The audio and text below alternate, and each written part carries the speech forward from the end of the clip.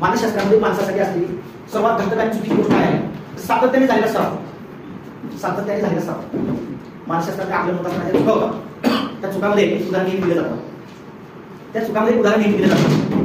ते उदाहरण असं आहे, अंधारामध्ये जर दोरी पडली तर ती सर्वप्रथम कशासाठी भासते आपल्याला? कारण पूर्वानुभव आहे. कारण काय आहे? पूर्वानुभव आहे. आपल्याला कधीतरी साप दिसते, साप असा असतो, अशा रंगाचा असतो, अशा वर्णाचा असतो. याचे जे पूर्वानुभव आहे त्याचा जो आपल्या मनामध्ये अंतर्मनामध्ये, मनाचे सुद्धा काही प्रकार मानसशास्त्राने केले, मन आणि अंतर्मन, त्या अंतर्मनामध्ये धसका असतो. स्वप्नात साप दिसल्यामुळे आपण त्याच्याशी खेळत नाही. स्वप्नात सुद्धा आपण सापाला भीतोच. अंतर्मनामध्ये पण त्याच्याविषयी भीती असते आणि बाह्य मनामध्ये पण त्याच्याविषयी भीती असते. तसं आपल्याकडे वेगवेगळ्या आणि हा स्तर निर्धारण नावाचा शब्द ज्याला समजेल तो या विषयाला पुढे चांगल्या प्रकारे घेऊन जाऊ शकतो. अन्यथा तो या विषयाला पुढे घेऊन जाऊ शकत नाही. तो एक प्रक्रियेचा भाग बनतो.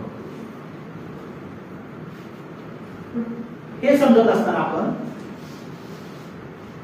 याला संदर्भ म्हणून त्याची एक छोटी नोट्स टाकून मी तुम्हाला ग्रुपवरती शेअर करतो.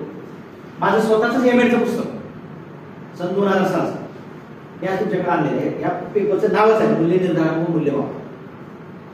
मूल्य निर्धारण आणि मूल्यमापन या पेपरचं नावच आहे. त्याच्यामुळे या निर्धारणावरती याच्यावरती खूप दिले.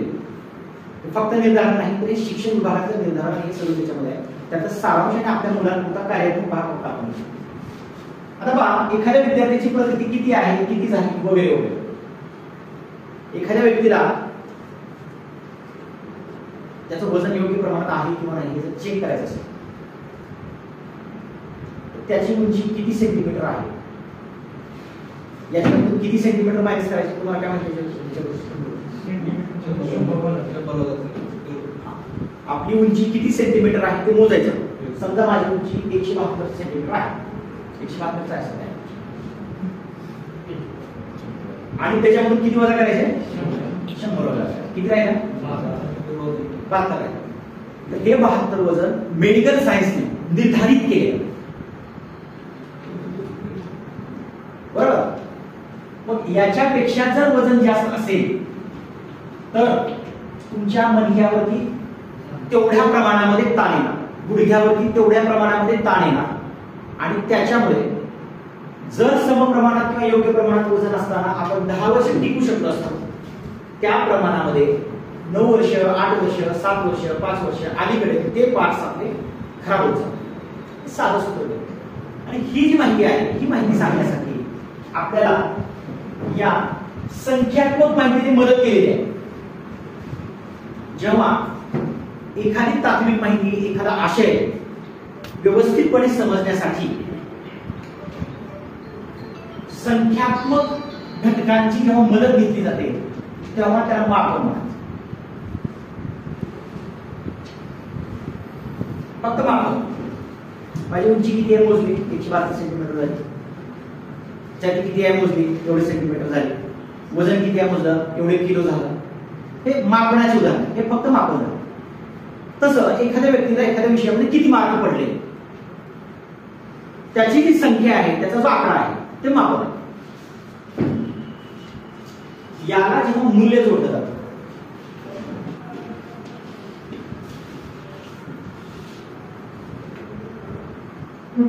आणि हा मापण्याचा अर्थ याच्यामध्ये बोलला जातो.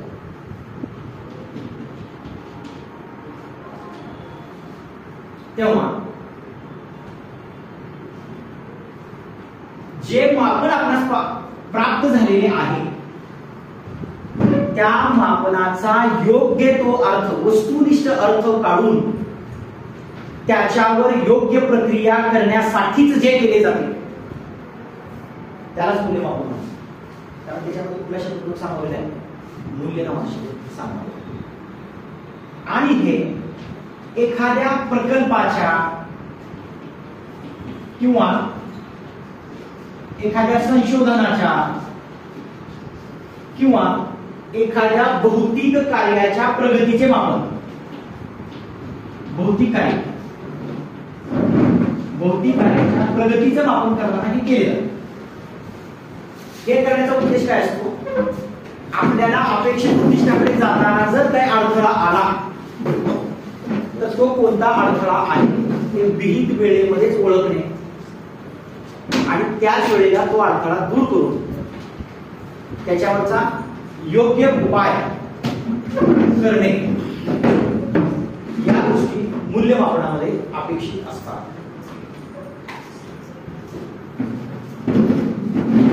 आता मूल्य निर्धारणामध्ये काय अपेक्षित आहे? मापन येऊन बसलं मूल्यमापनामध्ये, हे इथं आलं. आता मूल्य इथं जे होतं तेच आहे, सुधारणात्मक आहे अपेक्षित आहे.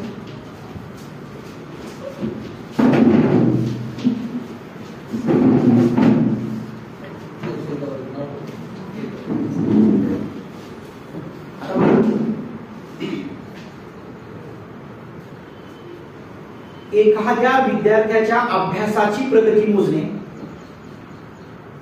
आणि तो अभ्यास ज्या साधनांच्या द्वारे दिला जातो, ज्या पद्धतीच्या द्वारे दिला जातो, त्या पद्धतीचं मोजमाप करणे, या दोन बाबी जेव्हा एकमेकांमध्ये सामावलेल्या असतात तेव्हा त्याला मूल्य तेव्हा त्याला आपण मूल्य निर्धारण असतं. याच्यामध्ये उदाहरण म्हणून मी तुम्हाला सांगतो. थोडं सोपं गणित चुकण्या इतकी अंडरस्टँडिंग पॉवर त्याची वीक नाही, काहीतरी त्याचं राहिलंय, काहीतरी चुकलंय, काहीतरी झालंय आणि त्या चांगल्या शिक्षकाला समाधानच वाटत नाही.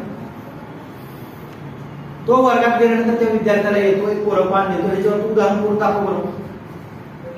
तो ते विद्यार्थी उदाहरण करून दाखवतो, मग तर त्या शिक्षकाला तिरपा पडवतो. मग पेपर मध्ये काय वाच केले सांग. शिक्षकाची एखादा पेपर तपासल्यानंतर जर ही कृती होत असेल, कोणत्या विद्यार्थ्याचं काय चुकलंय, का चुकलंय आणि ते बरोबर करण्यासाठी मी काय केलं पाहिजे, या तीन गोष्टीवर जर तो विचार करत असेल तर ते त्याचं मूल्यमापन.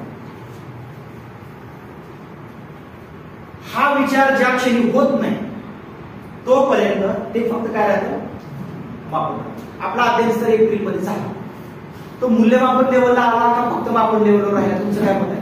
मापन मापनावरती राहिलं. कारण पुढे सुट्ट्या लागल्या, मुलं गेली आणि अशा काही गोष्टी घडल्या आणि त्याच्यामुळे तो फक्त मापन लेवलवरती राहिला. मग आता तर सुट्ट्या लागणारच नाही, वर्ष नव्याने सुरू झाले. आता सुट्ट्या लागणार नाही अशा. मग आपल्याला हा प्रवास पूर्ण करण्यासाठी लागणारा जो वेळ आहे तो वेळ आपल्याकडे आहे. हा आपला प्लस पॉईंट आहे. आपले प्लस पॉईंट काय बघा, तालुक्यामधल्या लोकांना पॉझिटिव्ह करण्यासाठी तुम्ही काय काय सांगायचं? एप्रिल महिन्यामध्ये तुम्ही मापन केलं पण पुढे करू शकला नाही, लगेच थांबून येणार. तुम्ही हा जिल्हा स्तरावरचा ग्रुप आहे, एक विशेष परिपक्वतेचा ग्रुप जिल्हा स्तरावर येत असतो. पण खाली तुम्हाला एवढं स्वस्त ग्रुप मिळणार नाही. तुम्हाला स्वस्त म्हणजे हिंदीतला स्वस्त शब्द, शारीरिक स्वास्थ्य म्हणतो ना. खाली तुम्हाला एवढा ग्रुप, लगेच त्याच्या मनात प्रश्न आणलाय तोपर्यंत भडभड भडभड. अहो एप्रिल महिन्यावर तुम्ही काय सांगा, काय करायचं एप्रिल महिन्यामध्ये पुढे सुट्ट्या लागल्या, हे झालं ते झालं, सांगा तुम्हाला मापन आहे बरोबर आहे.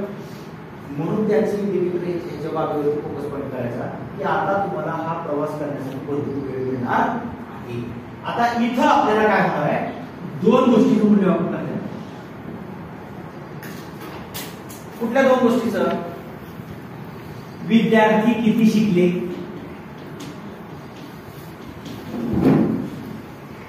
विद्यार्थी शिक्षण याचे मूल्यमापन याच्यामध्ये करता येणार आहे. आणि हे शिक्षण घडवण्यासाठी जो प्रकल्प घेतलाय, जो उपक्रम घेतलाय, त्याचाही मूल्यमापन करता येणार.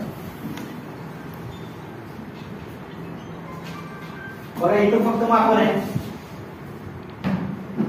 इथं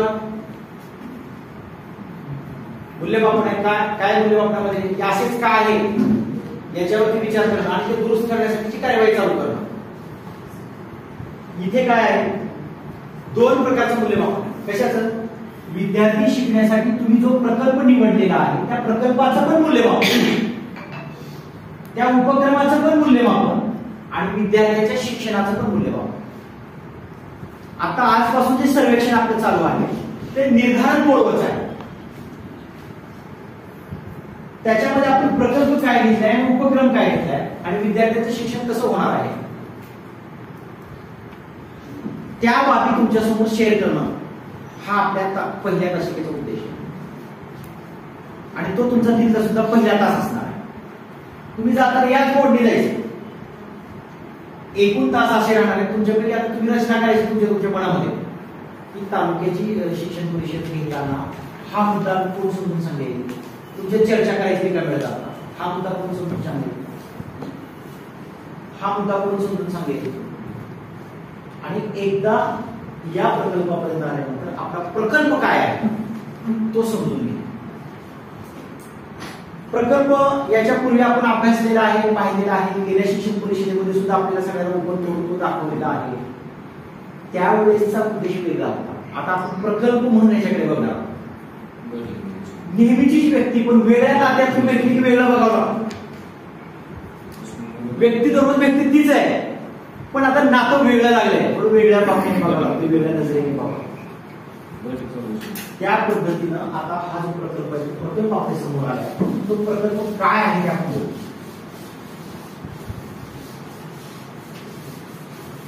हा प्रकल्प आपल्याला केंद्र शासनाने दिलेला आहे. केंद्र सरकारने दिला.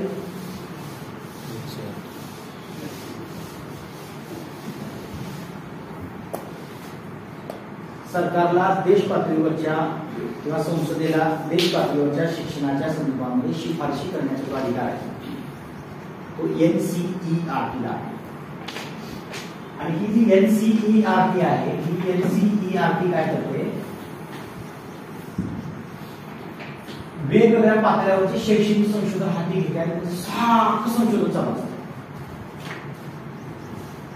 आपल्याकडे मला वाटतं 4 नोव्हेंबर 12 नोव्हेंबरला नॅशनल सर्वेक्षण झालं आपल्याकडे. हा NCERTचाच प्रोग्राम होता. आणि नॅशनल अचिव्हमेंट सर्वे विद्यार्थी आपल्या देशात कसे शिकतात त्यांना पाहिजे. त्याचा स्तर राष्ट्रीय असल्यामुळे सर्वेक्षण वगैरे त्या दर्जात असतो एवढं मोठं. NCERT काय करते, संसदेला शिफारशी करते. शिफारशी केलेल्या एकदा मान्य झाल्या की त्या धोरण म्हणून खाली येतात. एकदा मान्य झाले धोरण म्हणून खाली येते. आणि मग आपल्याला माहित आहे की NEP 2020 हे आता आपलं धोरण म्हणून मान्य झाले. आणि याच्या अंतर्गत NEP 2020 अंतर्गत स्टार्स नावाचा प्रोग्राम चालू आहे.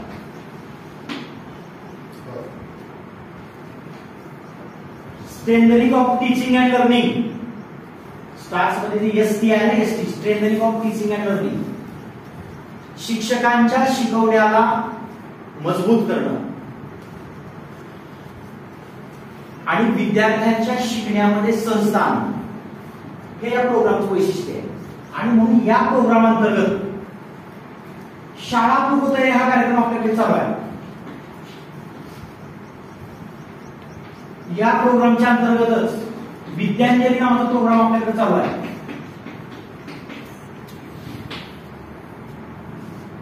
आणि या प्रोग्रामच्या अंतर्गतच आपल्याकडे निपुण भारत नावाचा कार्यक्रम चालू आहे.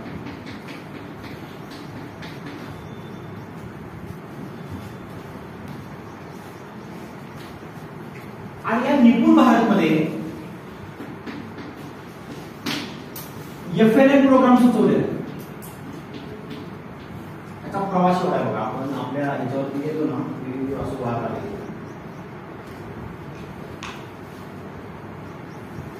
याच्यामधला जो N आहे त्याच्यावरती जास्त विचार करणं गरजेचं आहे. त्या सगळ्या मुद्द्यावर कधी ना कधी आपल्या चर्चा झालेली आहे.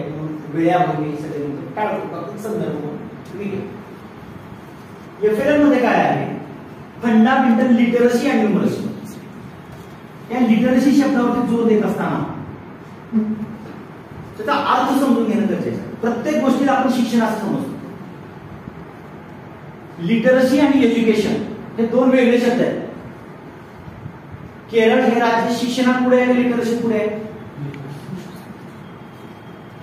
केरळ हे राज्य भारतामध्ये कशात पुढे आहे, लिटरसी मध्ये पुढे आहे. लिटरसी महाराष्ट्रामध्ये केलेली सामान्य व्याख्या काय लिटरसी,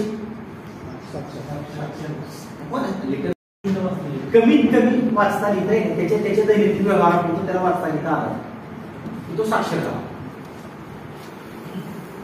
एक गांभीर्याने आणि गंभीरतेने ऐकण्याची किंवा समजून घेण्याची आणि आपण कार्यक्रम होण्याची गोष्ट अशी लक्षात घ्या. शाळेत नियमितपणे दररोज येणाऱ्या मुलांसाठी साक्षरता कार्यक्रम खायचा केंद्र. मी अजिबात त्याचं विडंबन करून विक्षेपण करून अजिबात सांगत नाही. जे आहे तेच मी तुम्हाला सांगतो. दररोज शाळेत नियमित येणाऱ्या विद्यार्थ्यांसाठीचा साक्षरता कार्यक्रम means fundamental literacy and numeracy. हे ऐकल्या ऐकल्या तुमच्या मनाला काय वाटतं? पुढे सर काय वाटतं? शिक्षणाचा मराठी कितीतरी जी व्यापक गोष्ट आहे ना, ते फक्त वाचन.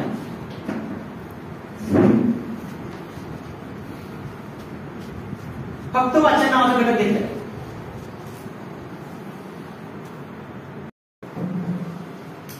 आणि स्टँडर्ड देताना गती हे इंडिकेटर वापरतात. असे अनेक इंडिकेटर्स असू शकतात. त्यापैकी गती आणि आकलन. कारण आकलन हा वाचनाचा आत्मा आहे.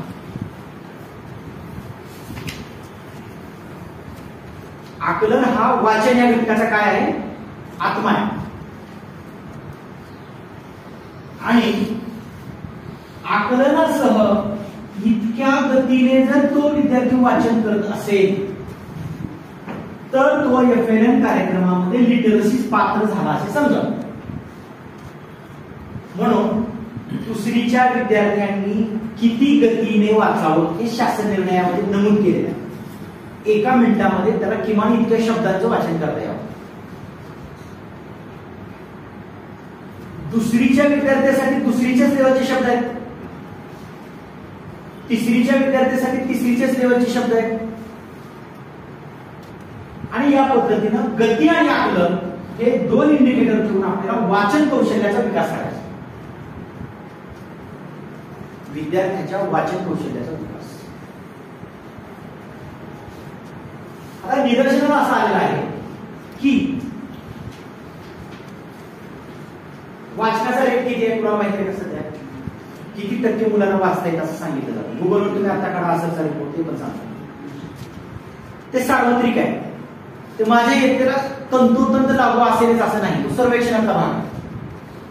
पण आजही कोणतीही शाळा अपवादात्मक एखादी असेल म्हणू शकत नाही की माझ्या शाळेतील सर्व विद्यार्थ्यांना योग्य प्रकारे वाचता येईल.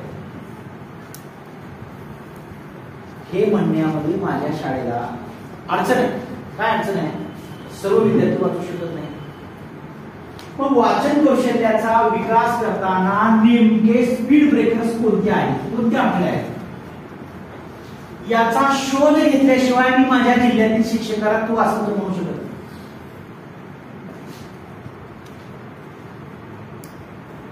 आणि तो शोध दुसऱ्याने कुणीतरी येऊन घेतला तर पण त्याचा उपयोग नाही. अध्ययन स्तरामध्ये आम्ही काय करतो? तो इकडचा शिक्षक इकडं, इकडचा शिक्षक इकडं. आम्हाला तिथे मापन आणि मूल्यमापन अपेक्षित होतं. काय आकडेवारी येते बघू, त्याच्यावरती आमचा इंटरेस्ट होता. आता निर्धारणामध्ये आम्हाला आमच्या विद्यार्थ्याच्या वाचनामध्ये प्रगतीचं अपेक्षित आहे. निर्धारण हे प्रगतीशी निगडीत असते. मापन हे तटस्थ आहे. तुझं वजन 100 किलो आहे, योग्य काय आहे तू बघून घे. मापन हे तटस्थ आहे. कुठलं पण मापन असू द्या, ते तटस्थ आहे. त्याला काय देणे घेणे जे आहे ते आकडे दाखवतो. विषय भेटला. तुझा बीपी एवढा वाढलाय, योग्य काय योग्य बघून घे. तुझी शुगर लेवल एवढी आहे, योग्य काय योग्य बघून घे. आकडे ते फक्त तटस्थ आहेत. त्याला विशिष्ट उद्देशाने जोपर्यंत अर्थ लावला जात नाही, योग्य अयोग्य इंडिकेटर लावला जात नाही, तोपर्यंत त्याचं मूल्यमापनामध्ये रूपांतर होत नाही. आणि मग आपण हा कार्यक्रम निर्धारण म्हणून काय घेतलेला आहे आपल्या जिल्ह्यासाठी. वाचनामध्ये आपल्या जिल्ह्यातील विद्यार्थी सुद्धा मागे आहेत किंवा नाही याच्यावरचं जे विधान असेल ते विधान जे कोणी सार्वत्रिक जिल्हा घटक समजून करेल ते ढोबळ असेल. कारण हातात पॅरामीटर्सच नाही. तुम्ही मोजमाप केलंय याच्या आधारे आणि तुमच्या हाताची आकडेवारी आहे म्हणून तुम्ही असं म्हणता, असं नाहीच. मग जर मी डायरेक्टराचे जिल्हा म्हणून असेल तर मला जिल्ह्यावर भाष्य करावं लागेल, मला राज्याला उत्तर द्यायचंय, मला देशाला उत्तर द्यायचंय. त्याच्यासाठी मी जिल्हा स्तराचा कार्यक्रम हाती घेतलेला आहे. तो काय आहे? FLN कार्यक्रमानुसार आणि निपुण भारतच्या कार्यक्रमानुसार याचे प्रमुख हे मुख्य कार्यकारी अधिकारी आहेत. मिशन डायरेक्टर मुख्य कार्यकारी अधिकारी हे शासनाने ठरवलेलं आहे. आपण आपले कुठले म्हणून काही ठरवलेलं नाही, त्याचा प्रवास तुम्ही पाहिला. याच्यात आपला कार्यकर्ता म्हणून रोल आहे.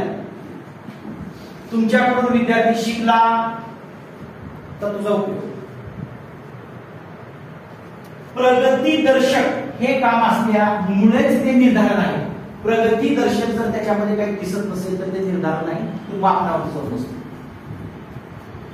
म्हणून आपल्याला जिल्हा स्तरावरचं विधान निश्चित करण्यासाठी आपण जिल्ह्यामधला एक सर्वेक्षणाचा कार्यक्रम हाती घेतलेला.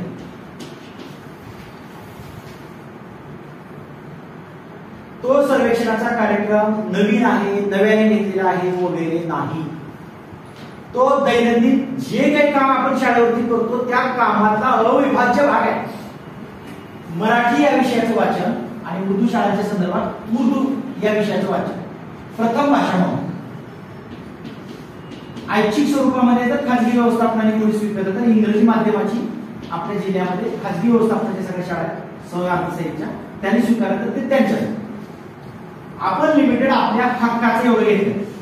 जिल्हा परिषदांतर्गत आपल्याकडे उर्दू शाळा आणि मराठी शाळा आहेत. या शाळेमध्ये शिकणारे जे विद्यार्थी आहेत त्या विद्यार्थ्यांना निर्धारित केलेल्या सामान्य वाक्यापर्यंतचं जे वाचन आहे, सामान्य मुद्द्यापर्यंतचं जे वाचन आहे ते वाचन झालं पाहिजे. मग ते होण्यासाठी नेमके अडथळे कोणते आहेत? याच्यासाठी वाचन नावाचा जर एक रोड तयार केला आणि याच्यावरचा जर आपण प्रवास न्यायचं ठरवलं आणि इथं जर त्याच्या प्रवासाचा आरंभ बिंदू असेल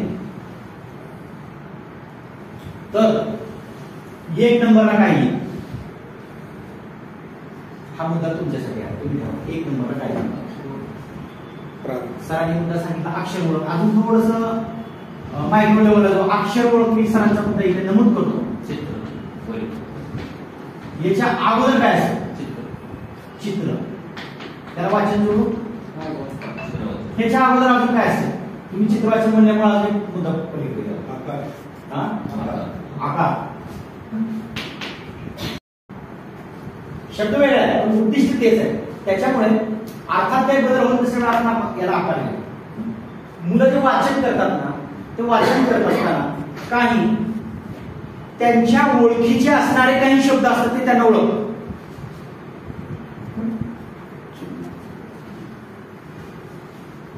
पार्ले बिस्किटचा पुडा कोणता आहे आणि दुसऱ्या कंपनीचा गुड डेचा पुडा कोणता आहे तो वाचायला न येणारे मुलं ओळखतात. आता कसं ओळखलं येते? त्यांच्या सहवासात त्यांच्या परिचयात येणाऱ्या काही आकारांना ते संबोध लावतात की हे म्हणजे हे म्हणजे हे, आणि त्याच्यानुसार ते काही आकार ओळखतात.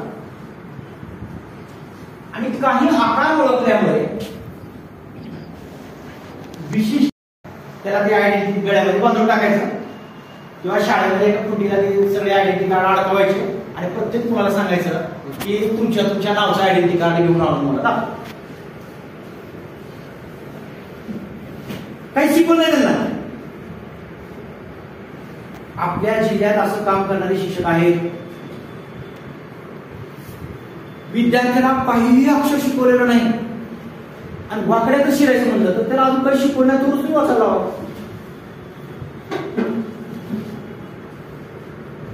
तर ते आकाराच्या साहाय्याने काही शब्दांना ते ओळखीचे होतात. स्वतःच्या नावाला ते सर्वाधिक जास्त ओळखीचे होतात असं प्रयोगाने सिद्ध झालेलं आहे.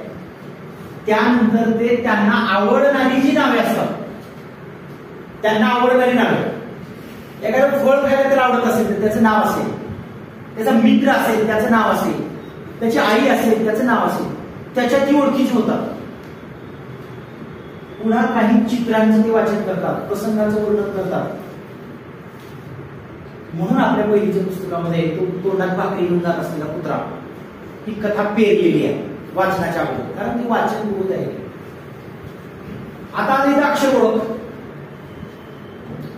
हा भाग आपण वगळलेला आहे. आपण हा जो भाग आहे हा भाग इयत्ता पहिली आणि पहिलीच्या अगोदर एकूण भारतमध्ये वय वर्ष 3 ते 9 सांगितले.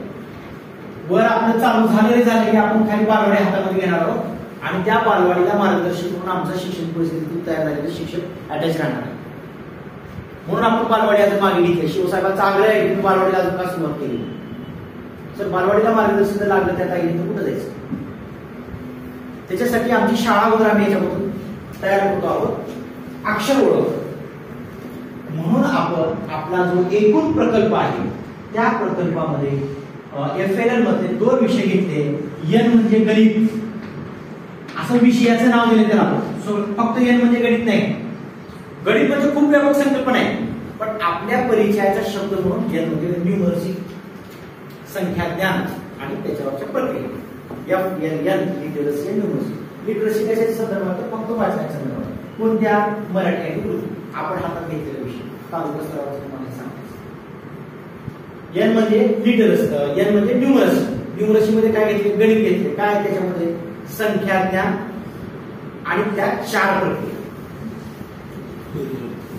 4 प्रक्रियेमध्ये आपण दुसरीसाठी आणि तिसरीसाठी फक्त बेरीज आणि वजाबाकी, बेरीज आणि वजाबाकी.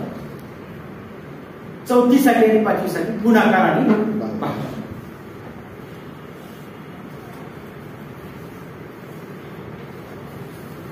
वाचन आणि फक्त बेरीज नाही. आता भाषा मराठीचा लिहिलं हेच ट्रान्सलेशन उर्दूसाठी आहे. उर्दूने उर्दूच्या संदर्भात घ्यायचं. आपल्याकडे एखादी उर्दूची शाळा असेल आपण केंद्रामध्ये वगैरे आणि तिथं केंद्र संमेलनासाठी आली तर त्यांनी उर्दूच्या संदर्भामध्ये हे सगळं अर्थ घ्यायचे.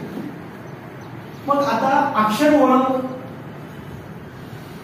हा जो भाग आहे अध्ययनाचा विद्यार्थ्यांच्या हा कुठे आहे. शाळा पूर्व तयारीमध्येच आहे. इयत्ता पहिलीमध्ये आहे आणि आता आपण तपासतो आहोत कुठे दुसरी पासून सुरुवात आहे. इयत्ता दुसरी तपासतो आहोत म्हणजे काय करतो आहोत तर माझ्या विद्यार्थ्याला वाचन कौशल्य विकसित होण्यामध्ये अक्षर ओळख नावाचा स्पीड ब्रेकर आहे काय हे बघतोय. आता हा जो प्रवास आहे या प्रवासामध्ये काय स्पीड ब्रेकर आहे सगळे. या पहिल्या स्पीड ब्रेकरचं काय नाव तर अक्षर ओळख. अक्षर ओळख नसेल तर त्याला वाचता येत नाही. काही अक्षरे वाचता येत नसतील तर ती अक्षरे जर आली त्या शब्दामध्ये तर वाचता येत नाही. तो थांबतो, चुकीचं वाचतो किंवा अक्षर सोडून वाचतो. पहिला स्पीड ब्रेकर आपण शोधला किंवा अक्षर ओळख. मग आमच्या शिक्षकांनी काय करावं पुढे उतारा वाचन वाक्य वाचन जरी विद्यार्थी करत असला तरी त्यांना एकदा टेस्ट करावं. काय टेस्ट करावं सर्व अक्षरे त्याला वाचता येतात. तुम्ही आता पहिलीच्या वर्गाचं निरीक्षण केलं वर्ष अखेरीस तर एडक्याचा जो ए असतो ना तो वाचता येत नाही अशा मुलांचं प्रमाण जास्त आहे. ए अक्षराचं प्रमाण जे आहे कारण वर्षभर त्याचा सराव कमी झाला. वर्षभर त्या एचा जो सराव आहे तो कमी झाला. इतर अक्षरे कुठे ना कुठे आली जास्त प्रमाणामध्ये आली. ए अक्षर कमी प्रमाणामध्ये आलं.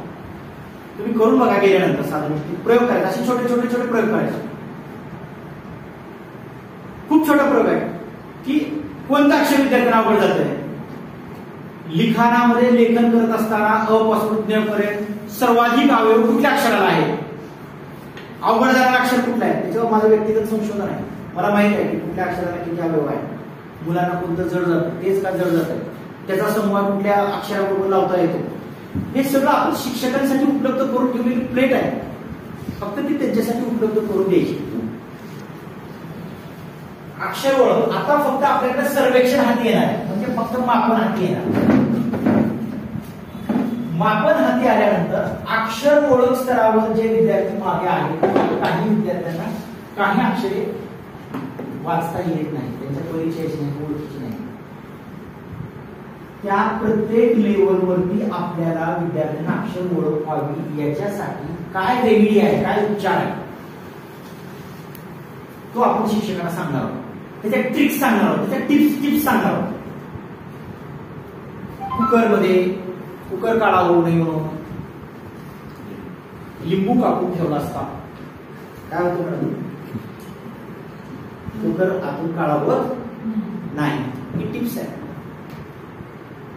अक्षर ओळख करताना हे केले तर विद्यार्थ्यांना कमी वेळेमध्ये अक्षर ओळख होते. अशा आपल्याकडे जेवढ्या टिप्स उपलब्ध आहेत प्रॅक्टिकल करून दाखवा म्हणजे ते करून दाखवायची आमची तयारी आहे. त्या प्रॅक्टिकल टिप्स आपल्याकडे आहेत. त्या टिप्सचा पुरवठा करणार आहे.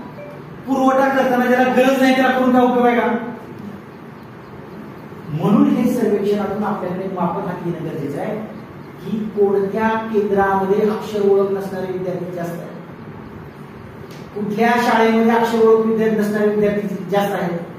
आणि हे करण्यासाठी खाली तुम्ही कोणीही टपाली काम करणार नाही. कुणीच कुणाला कसलाच टपाल मागायचा नाही.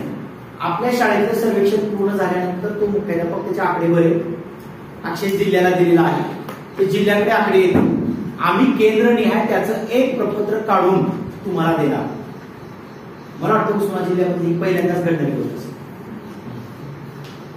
आणि या गोष्टीसाठी एकदा आमच्या पौळ सरांसाठी एकदा टाळ्या वाजवल्या.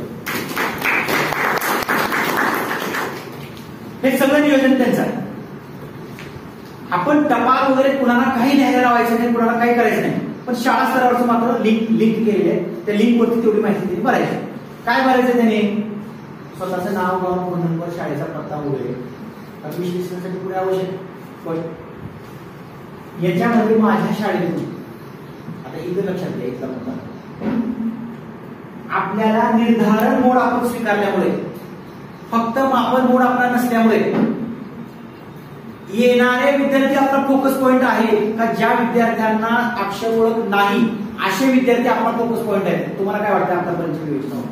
अक्षर ओळख नाही ज्यांना ओळख नाही असे विद्यार्थी फोकस पॉइंट आहेत. हे सगळ्यांना पटल्या केवढा मुद्दा? म्हणून आपण हे नोंदवताना जी पद्धती वापरलेली आहे ती काय वापरलेली आहे बघा. त्याला जर अक्षर ओळख असेल तर फुली मारायची, असेल तर फुली मारायची. आतापर्यंत आपली सवय अशी आहे प्राप्त असेल तर राईट करायचं, प्राप्त असेल तर राईट करायचं. आता प्राप्त असेल तर फुली मारायची. का फुली मारायची? ह्याच्यावर आपल्याला काम करायचं नाही. ज्याला अक्षर ओळख आहे त्याच्यावर आपल्याला काम करायचं नाही.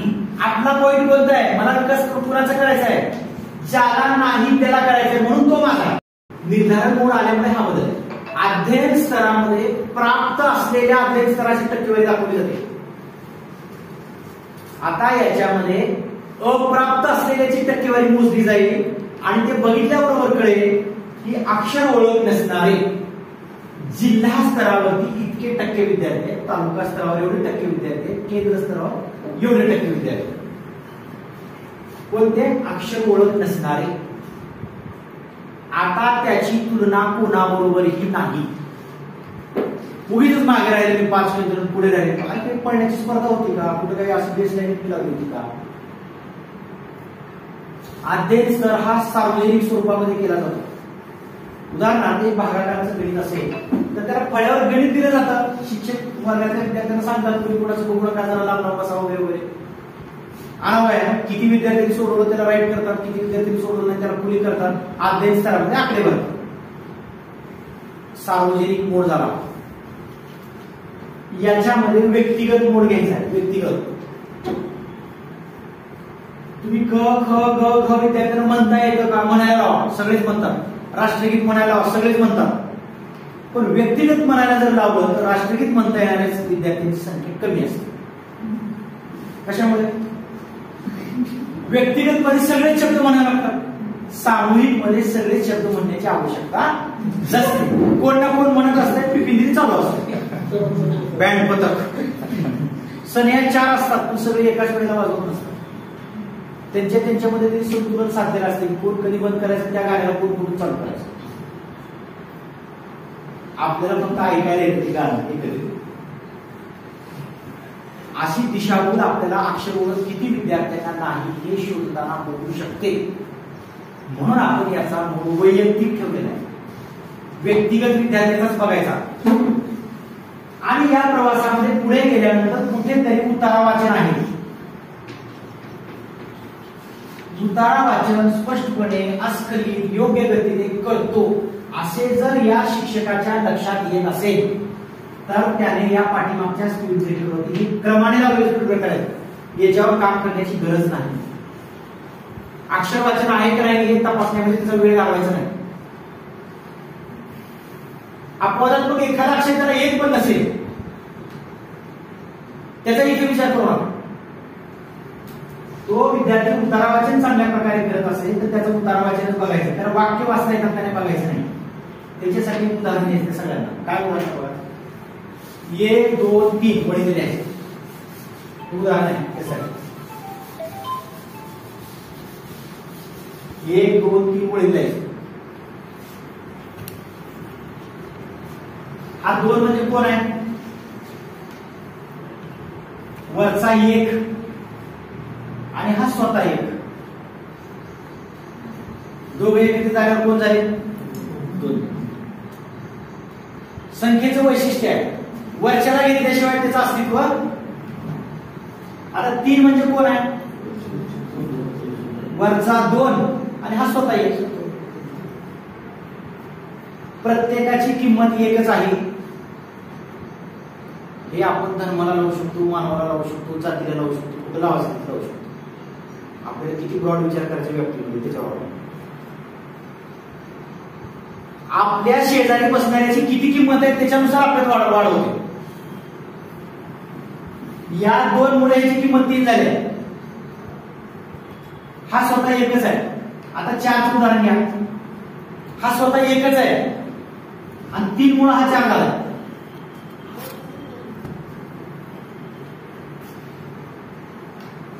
आणि मग 4चं काय वैशिष्ट्य लक्षात घ्या. याच्यामध्ये तुम्हाला 3 बघायला मिळेल, याच्यामध्ये तुम्हाला 2 बघायला मिळेल, याच्यामध्ये तुम्हाला 1 बघायला मिळेल. त्याच्यापेक्षा कमी श्रेणीतले सगळेच बघायला मिळतात त्याच्यामध्ये. आणि हे सगळ्यांचे मिळून रूप त्याचं 4 तयार होतं. पण मानवी अहंकार चढल्यामुळे काय होत आहे, मग मी म्हणणार माझं नाव दयानंद आहे, तुम्ही दयानंद, सगळ्यांपेक्षा वेगळा. सगळेच नसतील तर दयानंद तयार होत नसतो. तसं वाचनाची जी श्रेणी केलेली आहे त्या वाचनाच्या श्रेणीमध्ये जेव्हा एखादा विद्यार्थी वाक्य वाचतो, एक वाक्य सांगा कुठलंही. तुम्ही परवा एक शब्द डोंगर घेतला असं ग्रुपला टाकलं, मी अमुक शाळेला भेट दिली आणि शब्दाचा डोंगर हा खेळ केला असे ग्रुपला फोटो आणि ते टाकलं. एक वाक्य सांगा, त्याच्यातलं सांगा असं नाही, कुठलं पण एक सांगा. एक वाक्य फक्त उदाहरण म्हणून घ्यायचं.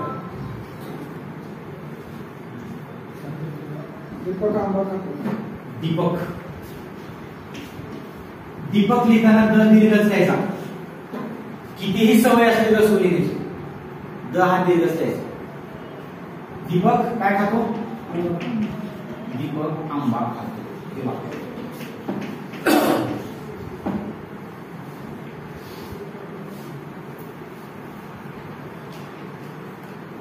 आता विद्यार्थ्याला वाचताना जर दीपक आंबा खातो असं वाचतात ना, तर त्या विद्यार्थ्यांनी या वाक्यामधला एकही शब्द वाचताना चुकलेला नाही, पण त्याने वाक्य वाचलेलं नाही. काय वाचले त्याने शब्द वाचले. म्हणून अचूक वाक्य वाचल्यानंतर सुद्धा जर तो शब्द केंद्र म्हणून वाचत असेल तर त्या विद्यार्थ्याला शब्द सराव करायचा, वाक्य सराव करायचा नाही. आता इथे जसं अक्षर ओळख आता साहेबांनी सांगितले तो घटक आला.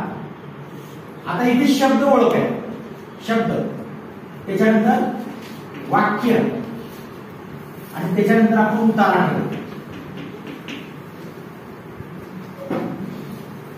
वाक्य म्हणून एक विशिष्ट अर्थ आहे, विशिष्ट पर्सनॅलिटी आहे. दीपक आंबा खातो. आणि हे वाक्य ऐकल्यानंतर दीपक आंबा खातो असंच ऐकणाऱ्याला अर्थ कळत असेल तरच त्या वाचनाला म्हणायचं की त्याने वाक्य वाचलेलं आहे. अन्यथा त्या विद्यार्थ्याला कुठं ठेवायचं, शब्द ठेवायचं की यातले सर्व शब्द त्याला वाचता येतात.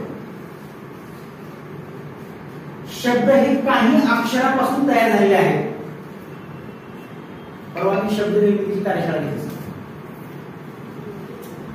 आम्ही आमच्या साधारणपणे असं सांगितलं की एक अक्षरी शब्द वाक्य जर वाचता जसं वाचतो दीपक स्तरावर ठेवावं लागेल, शब्द स्तरावर नाही नाही तसं नाही. दीपक अचूक वाचलंय शब्द वाचला, हा शब्द वाचला, शब्द त्याला वाचता येतो म्हणजे ते त्याला खुली पडेल शब्द स्तरावर. तसं नाही. हे इथपर्यंत आल्याशिवाय तुम्ही गडबड करू नका फुली किंवा हे नाही. मला काय म्हणते वाक्य आता जर तुम्ही दीपक आंबा त्याला वाचता येत वाचता येतं म्हणजे त्याला शब्द येतो वाचता, वाक्य येत नाही.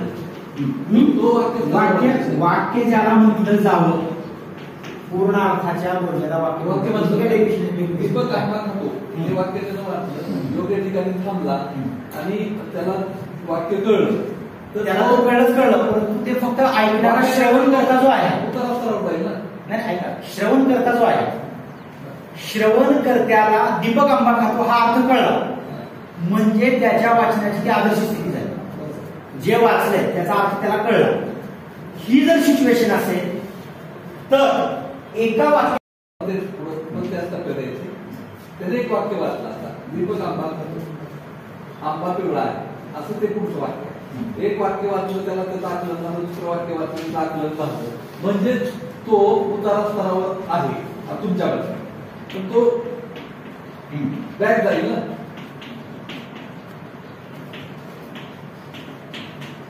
अशा वाक्याने अजून एक वाक्य झाले पाकिस्तान बरोबर असं मला म्हणायचं. तसंच जसं वाक्य अशा पद्धतीने वाचलं एक शब्द वाचला तर तो वाक्य स्तरावर राहतो शब्द स्तरावर.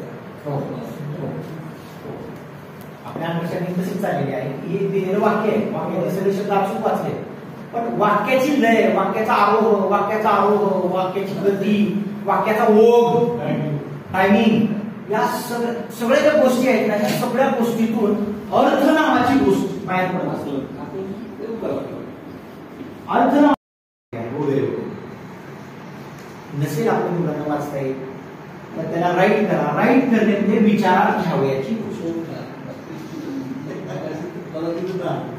राईट करणे म्हणजे काय वाचत असेल असं वाक्य म्हणता नाही त्याला शब्द सुद्धा म्हणता येतात. दीपक असं जर वाचत असेल तो शब्द सुद्धा नाही. हे वाक्याच्या संदर्भामध्ये जसं आहे लक्ष्मी शोरूम हिरोडा शोरूम सोलापूर ते इंजिनियराचं बघतं त्याला ते इंजिनिअरिंगच्या डोक्यानं काम करते किंवा हा फॉल्ट कशामुळे आला आता स्कूल लावलाय होय सर काढते स्कूलला मध्ये कसं बसते काढ आता बसतंय आता स्कूलला त्या मेकॅनिकलला दररोज जे अनुभवात आहे तेवढ्या पुरतच त्याला ते माहीत असेल. एखादी तांत्रिक बाजू थोडीशी जर वेगळी झाली तर त्याला ते माहीत नसतं. हा त्याच्यातला फरक असतो. म्हणून तिथं इंजिनियर ठेवलेला असतो मेकॅनिकल इंजिनियर आणि प्रत्यक्ष वर्क करण्यासाठी. आता बघा इथे मेकॅनिकल इंजिनियरची भूमिका ही केंद्र प्रमुखाची मेकॅनिकल इंजिनियरची भूमिका ही केंद्र प्रमुखाची आहे आणि प्रत्यक्ष मेकॅनिकल वर्क करण्याची भूमिका कोणाची आहे शिक्षकाची आहे. मे बी एखादा शिक्षक इंजिनिअरिंग कोर्स पूर्ण केलेला असू शकतो, आपल्या इतक्या तत्वज्ञानाचा तो असू शकतो, तो त्याच्यापेक्षा तो उच्च पातळीचा असू शकतो, पण आज मेकॅनिकलचा रोजगार त्याला करावा लागतो. तो तिथं काम करू शकतो. याचा अर्थ कोणीतरी वरचा खालचा याकडे मला म्हणायचं नाही. त्यांना प्रॅक्टिकल नॉलेज फक्त दिलेलं, फक्त प्रॅक्टिकल नॉलेज दिलेलं. एकदा माझ्या मोटरसायकलला काय झालं, तो प्लग चालू राहिला, रेसच कमी होईल. रेस कमीच होईल गाडीचा रेस चालूच राहिला. रेस कमी केल्यानंतर सुद्धा चोक चालू राहिला होता. चोक चालू राहिल्यानंतर तसं होतं, कोणाला विचारतो असं व्हायला. तुम्ही गाडीच्या मेकॅनिकला फोन केला, गोडक्या नाही असं व्हायला, गाडीचा चोक चालू आहे बघा, गाडीचा चोक चालू,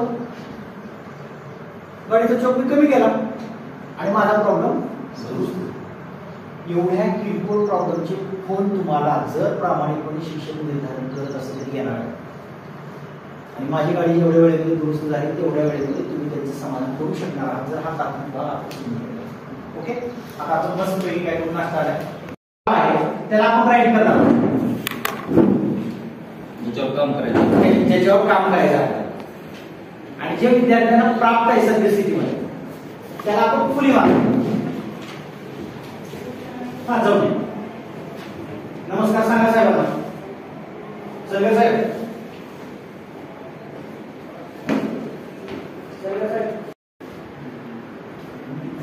जे विद्यार्थ्याला प्राप्त आहे त्याला फुली, आपल्याला त्याच्यावर काम करायचं. जे विद्यार्थी यावर याच्यासाठी आपली सगळी यंत्रणा कार्यक्रम करणार आहे त्याला राईट. या शब्दाची जी निवड आहे, निवड शब्द निवड याचं 100% स्वातंत्र्य हे शिक्षकाला.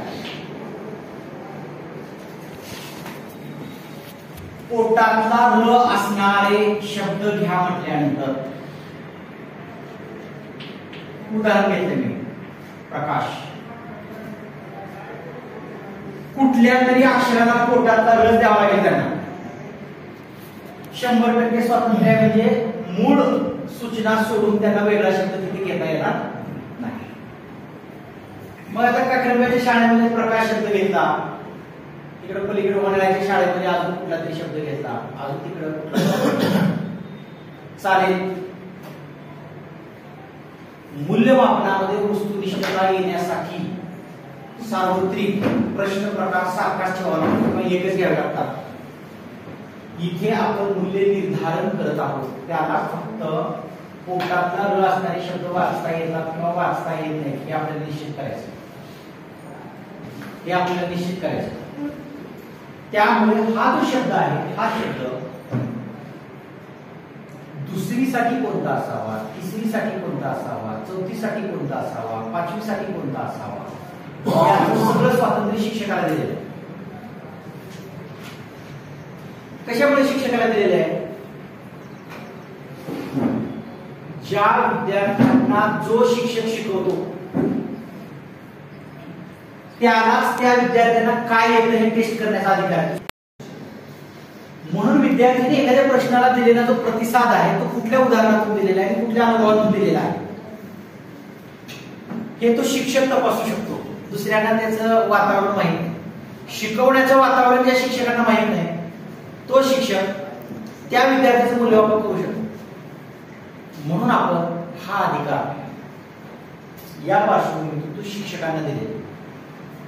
अन्यथा याच्यापूर्वी काय होत होतं, कुठले तरी दोन शब्द दिले जात असतात, हे दोन शब्द वाचता येतात का बघा, आले तर ठीक नाही तर नाही. साहेब आपण आपले जे सरकारी मित्र नाही त्यांना कॉल करायचे, एक मिनिटात करायचं. काय होईल, नेटवर्कवर कोणाशी काय सुरू झाले काय होईल ते वंचित राहतील ना.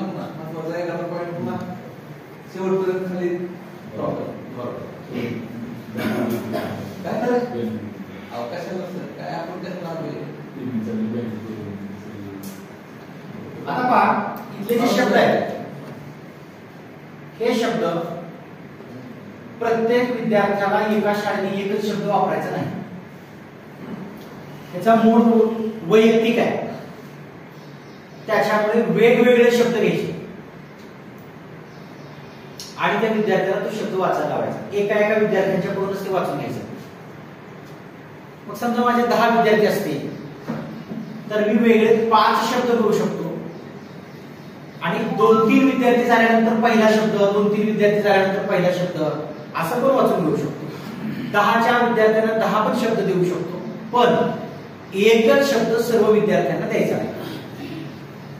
एवढा निकष पाळायचा. एकच शब्द सर्व विद्यार्थ्यांना द्यायचा नाही. काय होतं, कुठून तरी विद्यार्थ्यांच्या मध्ये असं स्किल डेव्हलप असतं.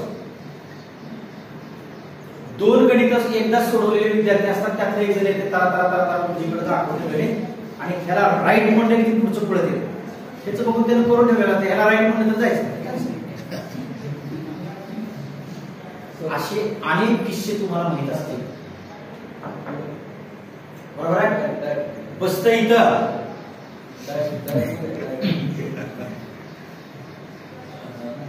सगळे आकडे बरोबर लिहितो बरोबर आहे तपास अशा अनेक फंटे उदाहरण म्हणून सांगितलं म्हणून व्यक्तिगत पातळीवर घ्यायचं नाही कारण निर्धारण करत असताना या प्रवृत्ती आपल्याला दिशा चुकवायला भाग पडू शकतात आपली सगळी आकडेवारी मापन मूल्यमापन सगळं खड्ड्यात घालणार आता हे सगळं झालं आपले स्पीड ब्रेकर आपण परिचयाचे करत आलो सगळ्यात शेवटला उतारा वाचन आकडेला सर्व उतारा वाचन करावं या शेवटच्या टप्प्यापर्यंत आपण आलो आता जे विद्यार्थी उतारा वाचन करू शकतात आणि उतारा वाचन करू शकत नाही असं आपल्या शाळेची जी आकडेवारी प्राप्त होईल त्या आकडेवारीवर शिक्षण विभाग या नात्याने आपण एक वेगळा विचार करणार आहोत तो विचार असा आहे की ज्या विद्यार्थ्यांना वाचता येतं उतारा स्तर वाचता येतं ते विद्यार्थी आता कुठल्याही विषयातल्या दुसऱ्या अध्ययन निष्पत्ती दर्जाचे ते शिकू शकतात किंवा अध्ययन निष्पत्तीवर आधारित जर एखादी टेस्ट घेतली तर ती टेस्ट ते सोडवू शकतात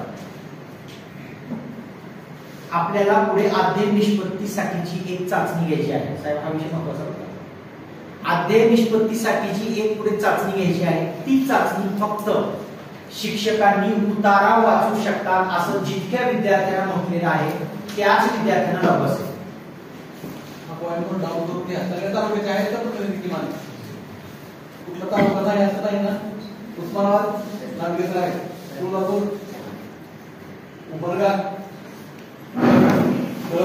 वाशी परंडा आहेत का बघा परंड्याला कोणीच नाही ना बघा असंच राहते तो तालुका पुन्हा ह्या पॉइंट पासून असा आहे म्हणून जर उतारा वाचन माझी मुलं करतात इतक्या दर्जाच्या नोंदी जर आपण नोंदवल्या तर उद्या अध्ययन निष्पत्ती दर्जाची चाचणी देताना हे सिद्ध होईल की आपल्या मुलांना वाचता येत नाही लिहिता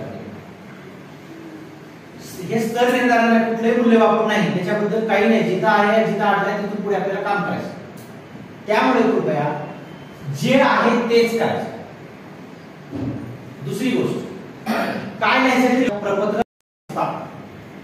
या घटकामध्ये तफावत दिसून आली किंवा प्रपत्रामध्ये मला तफावत वाटली नाही काही पाहिजे सगळ्यात स्तरावर प्रमाणपत्र चालतात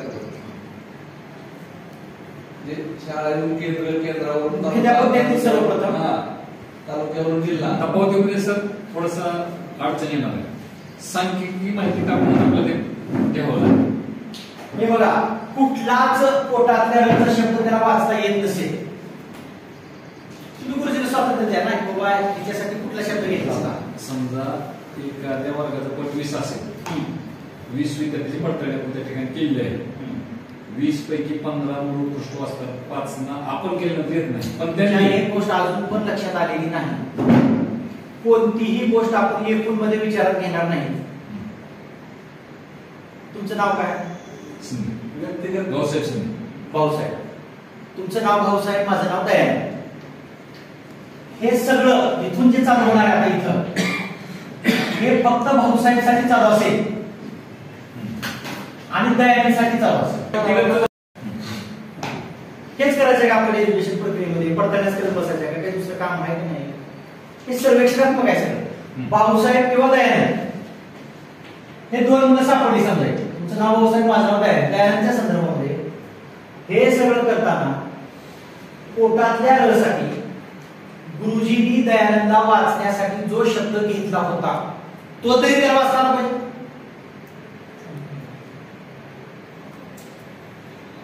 तो येतून बाकीचे येत नाही असं पडताळणीच्या वेळेला होणार नाही कारण स्मरणामध्ये ठेवून घेतलं 1 तास नाही 2 तास नाही 3 तास नाही दिवस अनेक दिवस बदली केल्यानंतर कसं होणार नाही त्याला जर ते स्किल असेल तरच ते येईल यातून जी त्रुटी राहील ती राहील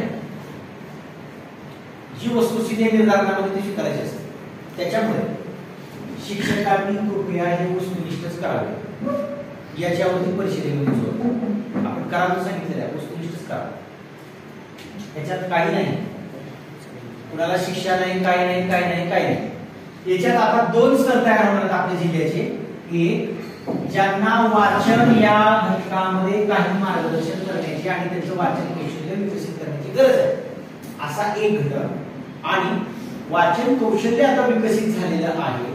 ते विकसित झालेल्या कौशल्याला साधन म्हणा. वाचनाचे साधन आहे. आपण वाचनाला शिक्षण म्हणत आहोत. वाचन हे शिक्षण घेण्याचे एक साधन आहे.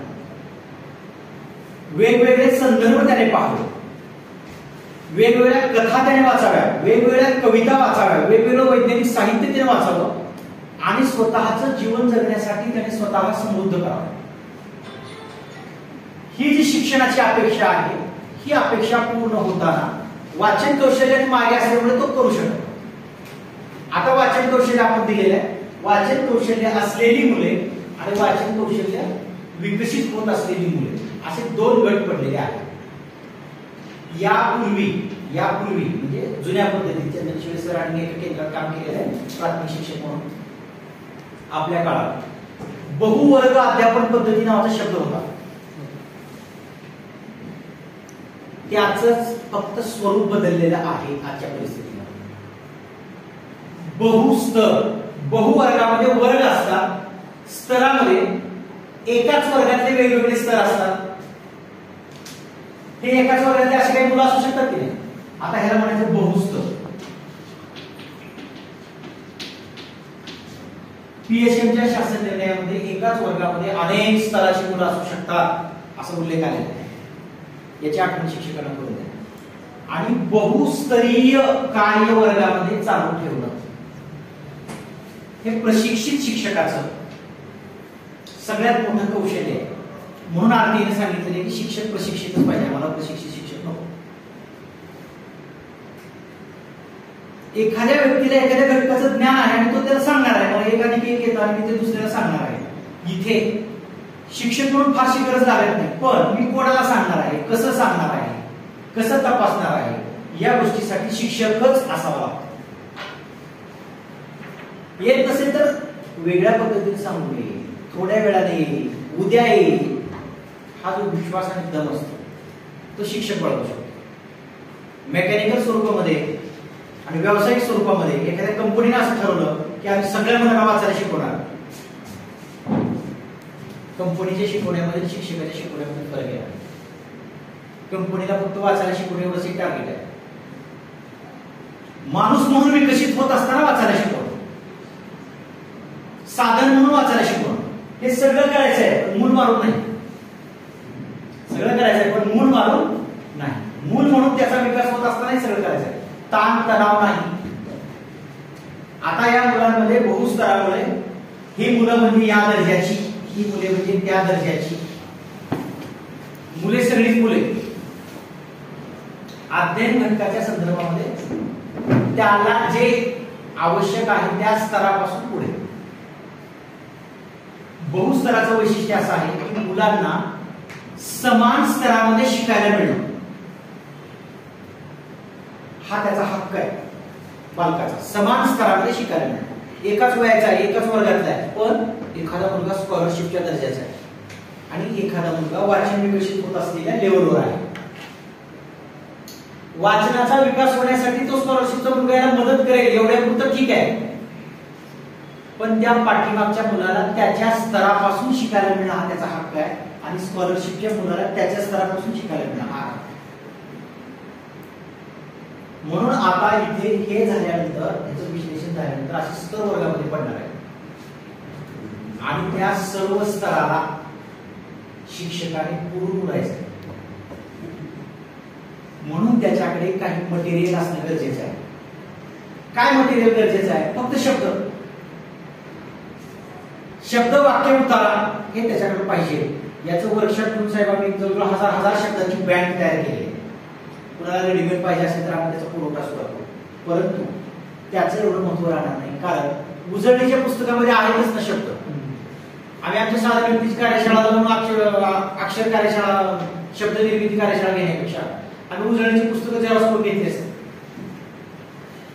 उजळणीची पुस्तकं लिहित असताना फक्त अक्षरांना जोडून शब्द तयार करणे एवढाच हेतू आहे.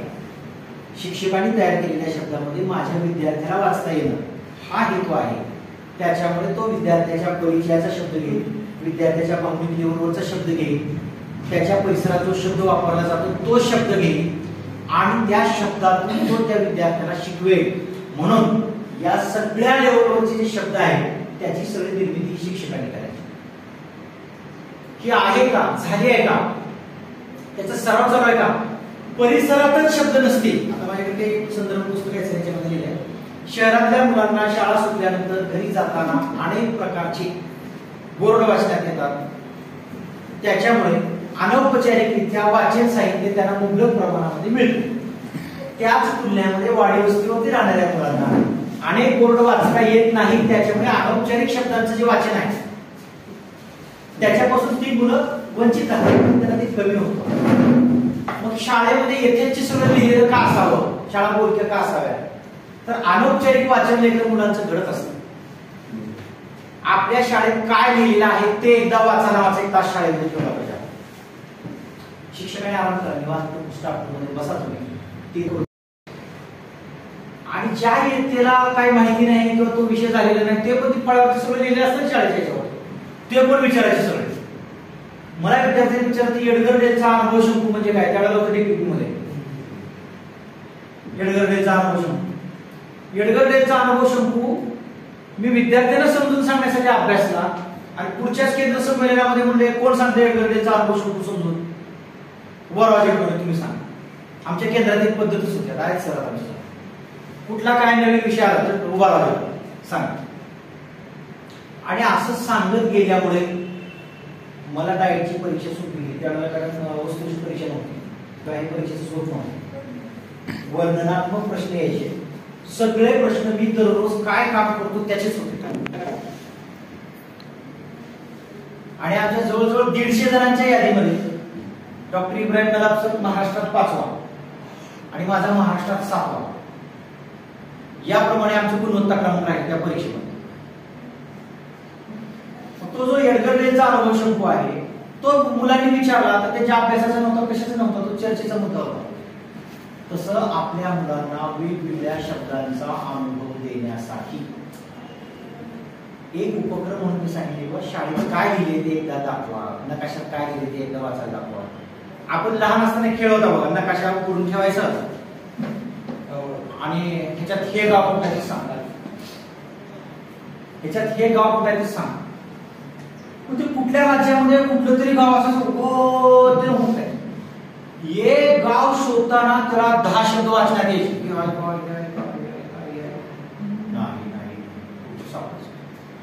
आणि त्याच्यामध्ये सगळ्या शाळेमध्ये कोणतं चॅप्टर असतो त्याला कुठलं सांगा ओळखतोय. तर नकाशाच काढून बसायचे ना. आता असले खेळ शाळेतून कमी झाले. गुरुजींनी जास्त शिकवायला वेळ घेतला, मुलांना शिकायला वेळ कमी दिला. त्याच्यामुळे हे चांगले जे खेळ प्रकार होते ते शाळेतले कमी झाले. शब्दांचं वाचन विद्यार्थ्यांच्या संपर्कात येण्यासाठी वेगवेगळ्या प्रकारचे उपाय तुम्ही तुमच्या स्तरावर त्यांना सुचवू शकता. आता हे सगळं झालं, भाषा विषयाचा विषय कडेपर्यंत आला आहे, सगळं झालं. त्याला उपचार काय द्यायचा आहे, कसा द्यायचा आहे, उपचार म्हणजे काय वगैरे वगैरे वगैरे त्याची तात्विक भूमिका सगळी याच्यामध्ये सांगितलेली आहे. एक क्षमता संबंधी नावाचं पुस्तक 97-98 ला काढलेलं आहे. मी प्राथमिक शिक्षक होतो त्यावेळेला आम्हाला हे पुस्तक मिळालेलं आहे. 10 शिक्षकाच्या क्षमता वगैरे याच्यामध्ये सगळ्या सांगितलेल्या होत्या. उपचारात्मक अध्यापन म्हणजे काय वगैरे सगळं याच्यामध्ये सांगितलेलं आहे. आपल्या संदर्भामध्ये आपण फक्त एवढाच अर्थ त्याचा घ्यायचा. मूल्यमापनाची जी काही प्रक्रिया शिक्षण प्रक्रियेमध्ये ब्लूमनी सांगितलेली आहे, त्या ब्लूमनी सांगितलेल्यामध्ये शिक्षण कुठपर्यंत न्यायचं, शिकवायचं, कारण कुठपर्यंत शिकवायचं. मला आमच्या एका साधन प्रश्न खूप सुंदर विचारला होता. सर मग वाचन झाला, उत्तरा वाचन झालं, मला ह्याच्या पुढे काय, याच्या पुढे काय, याच्या पुढे काय, याच्या पुढे कुठवर शिकवायचं मुलांना. त्याचं उत्तर आहे प्रभुत्व पातळीपर्यंत शिकवायचं. मग आता प्रभुत्व पातळी म्हणजे नेमकं काय, तर त्याची शिक्षणशास्त्रामध्ये व्याख्या सांगितलेली आहे. अध्ययन घटकातील कोणताही विषय सहजतेने, योग्य गतीने, योग्य वेळेत विद्यार्थ्यांना करता येईल, त्याला म्हणायचं प्रभुत्व पातळी. बऱ्याच वेळेला असं होतं परीक्षा चालू असते त्यावेळेला त्या प्रश्नाचं उत्तर येत नाही, पण परीक्षेच्या हॉलमधून बाहेर पडून घरापर्यंत पोहोचेपर्यंत 1-2 प्रश्नाचे उत्तर आपल्याला आठवतं आणि आपण असतो आता आठवलं, योग्य वेळेत आठवलं नाही, म्हणजे त्या घटकाच्या संदर्भामध्ये मी प्रभुत्व पातळीपर्यंत नव्हतो. आपल्याला वाचन ही कौशल्य प्रभुत्व पातळीपर्यंत न्यायचं आहे. प्रभुत्व पातळीपर्यंत जात असताना 50% पेक्षा कमी गुणवत्ता ज्याची असते त्याला उपचारात्मक अध्यापन करावे किंवा उपचाराची गरज आहे असं शिक्षणशास्त्राने मानले. 50% पेक्षा कमी याचा अर्थ उपचार करू नये असं नव्हे, कुठेतरी एक इंडिकेटर असते म्हणून त्या 60 वेळेला उपचाराची गरज नाही असाही त्याचा अर्थ नाही.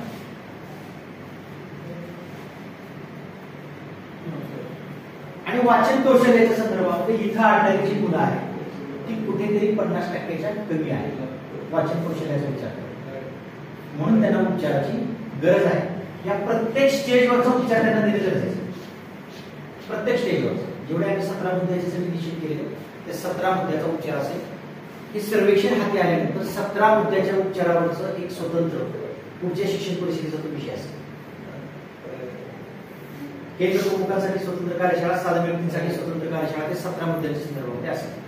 आता सध्या फक्त एवढं शिक्षकांसाठी लक्षात घ्या की ज्या स्तरावर विद्यार्थी मागे आहे त्या स्तरावर पुढे नेण्यासाठी तुम्ही शब्द योजना तयार करायची आणि पुढे येऊन जायचं हाच तुमच्यासाठी उपचार आहे. हे थांबणार नाही, कंटिन्यूअस मध्ये वर्ष चालू राहणार. प्रत्येक महिन्याला सर्वेक्षण होणार. बुवाचं उदाहरण दिलं तुम्हाला, 3 दिवस वापरले, 4थ्या दिवशी विचारलं, थोडा फरक पडला दिसतो. सर्वेक्षण केल्यानंतर 1 महिना अशा प्रकारे करा म्हणून सांगितलं तर पुढच्या महिन्यामध्ये काय झालं? भाऊसाहेबची तुलना भाऊसाहेब बरोबरच, दयानंदची तुलना दयानंद बरोबरच. सीसीच्या मूल्यमापनाचं हे तत्व आहे, हा आत्मा आहे की ज्याची त्याची स्पर्धा ज्याच्या त्याच्याबरोबर, त्याची स्पर्धा त्याच्या कोणाबरोबरही नाही. सीसीचं मूल्यमापनाचं मुख्य तत्व हे आहे, त्याच विद्यार्थ्याची स्पर्धा त्याच्या परफॉर्मन्स बरोबर त्याची स्पर्धा असेल, दुसऱ्या बरोबर त्याची स्पर्धा असणार नाही. भाषा विषय, घटक वाचन आणि आपल्या परिषदेसाठी घेतलेला प्रमुख तात्विक विषय या ठिकाणी पूर्ण होतोय. या अनुषंगाने तुम्ही याला अधिक परिपूर्ण करा आणि आपला तालुका समृद्ध करा. आता राहिला गणित ठोक काढा, काहीच लक्षात ठेवायचं. 5वीच्या विद्यार्थ्याला 5 अंकी संख्या वाचता नाही तर 4 अंकी द्यायचं, 4 अंकी नाही आले तर 3 अंकी द्यायचं, 3 अंकी नाही आले तर 2 अंकी द्यायचं, 2 अंकी नाही आले तर 1 अंकी द्यायचं. त्याला नेमकं प्राप्त आहे तरी त्याला एकही ओळखता आलं नाही, शक्यतो असं जिल्ह्यात कुणाच्याच बाबतीत होणार नाही. एक तरी त्याला वाचता येईल, त्याला एकही ओळखता आलं नाही तर प्रारंभिक मध्ये नोंदवलं असेच कुठं प्रारंभिक मध्ये नोंदवलं.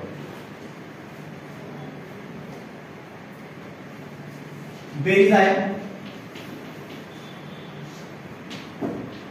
याचे जे फॉर्मॅट आहे तो रोड मॅप आहे, एकच दिलेला आहे सगळ्यांना. अभ्यासक्रमानुसार त्याच्यातला जो कमी जास्तपणा आहे तो शिक्षकांनी विचारत घ्यायचा, याचं स्वातंत्र्य त्यांना द्या. आता ह्या इतकीला हे असते का, त्या इतकीला ते असते का, हे असं असते का, तुम्हाला किती असते असं वाटतंय तेवढ्या लेवलवरचं घ्यायचं. एखादा घटक नाही घेतला तर विचारामध्ये आहे नावाचं राईट त्याला येणार आहे, अर्धा बदल आपल्यासाठी काहीच होणार नाही. विचारामध्ये आहे त्याच्यामध्ये तो येणार आणि पुढे त्याची तयारी होणार. वजाबाकी, गुणाकार, भाग. आता याची जी उदाहरणं आहेत, उदाहरणं शिक्षकांनी स्वतः द्यायची.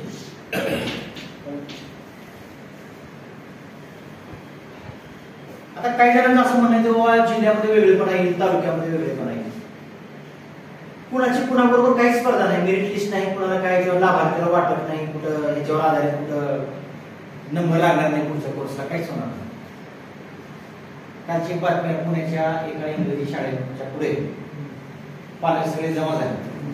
कशामुळे जमा झाले तर त्या शाळेतल्या इंग्रजीच्या मुलांना मार्क कमी मिळाले, सीबीएसईचे मार्क कमी मिळाले त्या शाळेत. त्याच्यामुळे आमच्या मुलांना आता इतर शाळेमध्ये इथं कुठं नंबर लागणार आहे कोणाचा स्पर्धा, तिथं आमची मुलं मागे पडते. पालकांना भीती वाटते, कालची पुण्यातली बातमी. तसं याच्यामध्ये काहीही नाही. त्याची स्पर्धा नाही, कुछ नाही. त्या मुलाचा त्या घटकाचा विकास झाला पाहिजे, ही स्पर्धा आहे त्याची. त्याच्याबरोबर स्पर्धा, दुसरीकडे स्पर्धा नाही. त्याच्यामुळं काही जण असा प्रश्न विचारतात, बदल येईल केंद्रात सगळ्या, कोणचं वेगळी सांगेल. बघा, 1 अधिक 1 अंकी आहे, 5 च्या आत बेरीज आहे.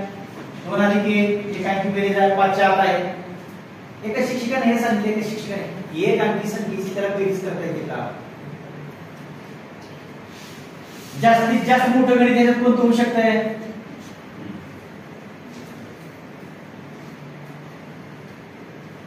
आता आपल्याला असं वाटतं की हे सगळ्यात मोठं गणित आहे, याचं उत्तर जरी मोठं येत असलं तरी मुलांना समान अंक घेतल्यानंतर जी उत्तर प्राप्त होतात ती काही तांत्रिक बाबतीमध्ये 2 2 4 3 3 6 4 4 8 100 100 200 ते माहित असतं. आणि आपण ते पहिली घेतलेली आहे, दुसरी आहे, आणि क्षमता पहिलीच तपासायची 1 अंकीच्या संदर्भात. तो 2 अंकी करू शकतो का? लेखी उदाहरण सांगितलं तो करू शकतो का? कुठल्या वेळीमध्ये या गणिताच्या अगोदर लेखी सराव चालू होतो, उदाहरण लेखीतून चालू होतं. फक्त काय करायचं आहे, कोणती क्रिया विद्यार्थ्यांनी करायची एवढं सांगायचं मुलांनी. सचिनकडे 2 आंबे होते, विशालकडे 3 आंबे आले, मिळून शब्द आला, बेरीज म्हणायची. सगळ्या मुलांनी बेरीज करायची, मिळून म्हणलं की बेरीज. आपल्याकडे उलट आहे, आपण काय करतो, अंकामध्ये अगोदर शिकवतो आणि कठीण स्तर कोणता मानतो, अक्षरी गणित सोडवणे. हा आपल्यासाठी कठीण स्तर आहे, उस्मा जिल्ह्यासाठी. शाब्दिक उदाहरणे आपण कठीण स्तर मध्ये जातो. कशामुळे? सराव कमी झाल्यामुळे. कारण ती सापेक्ष आहे. कठीण आणि सोपं हे 2 शब्द सापेक्ष आहेत. कुणाला तरी सोपे आहेत, कुणाला तरी अवघड आहे. ज्याचा सराव कमी त्या अवघड, बरोबर. या 2 क्रिया 4थी आणि 5वी आहेत. याची नेमकी आकडेवारी आपल्यानंतर कुठल्या केंद्रामध्ये किती संख्या आहे आणि कुठं कुठं वर्कशॉप लावायचे आणि काय काय करायचं याच्यावरती गणिताची टीम आमची अभ्यास करत आहे. तो अभ्यास झाल्यानंतर आम्ही केंद्र प्रमुखांसाठी एक लिंक देणार आहोत. जे केंद्र प्रमुख प्रथम नोंद करतील की आमच्या केंद्रासाठी मार्गदर्शन आवश्यक आहे, त्या केंद्राला प्रथम क्रमांकाने मिळेल. आम्ही ती यादी पब्लिश करू सगळ्यासाठी. आमच्याकडे मनुष्यबळ अत्यंत कमी आहे. अजून काही शिक्षकांच्या मधून वगैरे मदत म्हणून आम्ही साहेबांना विनंती करून प्रशासनाच्या मदतीने काही शिक्षक चांगले घेऊन जिल्हाभरामध्ये लवकरात लवकर उपचाराची फेरी कशी पूर्ण होईल महिन्याच्या ते बघून आम्ही पुढे जाणार. असा एक दृष्टिकोन आपण याच्यामध्ये ठेवलेला आहे. गणितामध्ये एवढेच आपण घटक घेतलेले आहे. या घटकाचं डिवायडेशन आपण फक्त 1 अंकी 2 अंकी 3 अंकी असं घेतलेलं आहे. ह्याच्यात जरी असं लिहिलेलं असलं तरी त्या इयत्तेला किती आहे तेवढंच घ्यायचं आपण.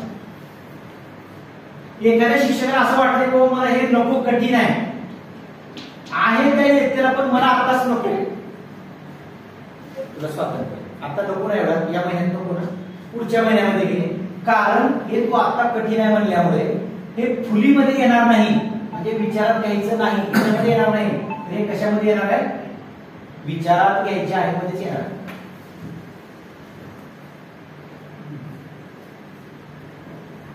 विचारात घ्यायची आहे किंवा विचारात घ्यायची नाही या 2 स्वरूपातच आपल्याला नोंदणी करायची. त्याच्यामुळे इथे कुठल्याही प्रकारच्या वितंडवादाला, व्यक्तिवादाला अजिबात जागा नाही. आपलं मूल शिकतंय किंवा शिकत नाही.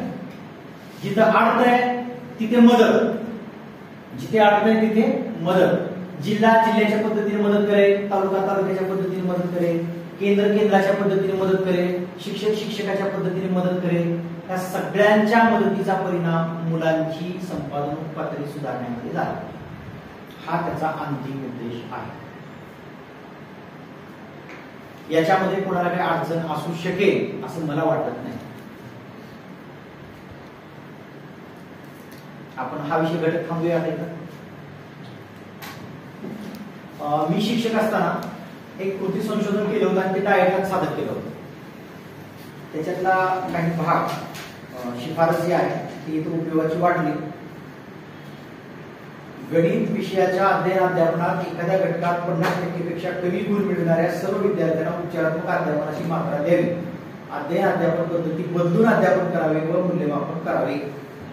अशा प्रकारची एक शिफारस मी त्यावेळेला शेख साहेबांना आणि कृती संशोधन सादर केलं होतं शिक्षक असताना केंद्रामध्ये. असे एक 8-10 कृती संशोधन माझ्याकडे आहे. शाळेवरती छोटासा प्रयोग तयार करायचा. किती पानाचा आहे? 4 पानाचा आहे. 4 पानामध्ये ते लिहायचं, डायट लावून सादर करायचं, प्राचार्यांच्या सोबत चर्चा करायची आणि आपण हे संकलित करून आपण ठेवायचं.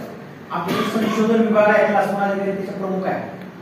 असं काम शाळेत जिल्ह्यातल्या कोणत्याही शिक्षकांना करता येतं, केंद्र प्रमुखांना करता येतं, विशेष साधन व्यक्तींना करता येतं, सगळ्यांना करता येतं.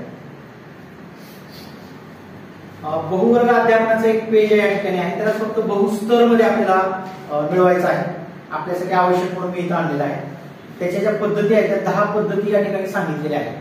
त्या 10ही पद्धती याच्यामध्ये बसतात. फक्त एकदा वाचून दाखवतो मी. वर्ग प्रमुख पद्धती, स्वयं अध्ययन पद्धती, प्रकल्प पद्धती, वैयक्तिक मार्गदर्शन पद्धती, दुबार शाळा पद्धती. जुन्या काळामध्ये आम्ही ज्या वेळेला शाळा शिकलो, मी 1981 साली इयत्ता पहिलीमध्ये प्रवेश घेतला, तर त्यावेळेला 8 ते 11 सकाळी आणि दुपारी 2 ते 5 अशा 2 शिफ्ट मध्ये शाळा भरत असते. आणि 11ला शाळा सुटली 2 वाजेपर्यंत भरत असते. 11 ते 12, 12 ते 1, 1 ते 2, 3 तास सुट्टी. शेताकडे जाऊन येणं व्हायचं, भाकरी घेऊन येणं व्हायचं, पेरणी चालू असेल तर पीक पोच करून येणं व्हायचं. आणि हे अनुभव आम्ही त्यावेळेला घेतले आहेत. दुबार शाळा पद्धती त्यावेळेला होती. तत्कालीन परिस्थितीमध्ये एक शिक्षकी शाळांचं प्रमाण खूप मोठ्या प्रमाणात होतं. काहीच लक्षात ठेवायचं. 5वीच्या विद्यार्थ्यांना 5 अंकी संख्या वाचता नाही आली तर 4 अंकी द्यायचं. 4 अंकी नाही आली तर 3 अंकी द्यायचं. 3 अंकी नाही आली तर 2 अंकी द्यायचं. 2 अंकी नाही आली तर 1 अंकी द्यायचं. त्याला नेमकं प्राप्त आहे तरी त्याला एकही ओळखता आलं नाही. शक्यतो असं जिल्ह्यात कुणाच्याच बाबतीत होणार नाही. एक तरी त्याला वाचता येईल. त्याला एकही ओळखता आलं नाही तर प्रारंभिक मध्ये नोंदवलं. असेच कुठं प्रारंभिक मध्ये नोंदवलं.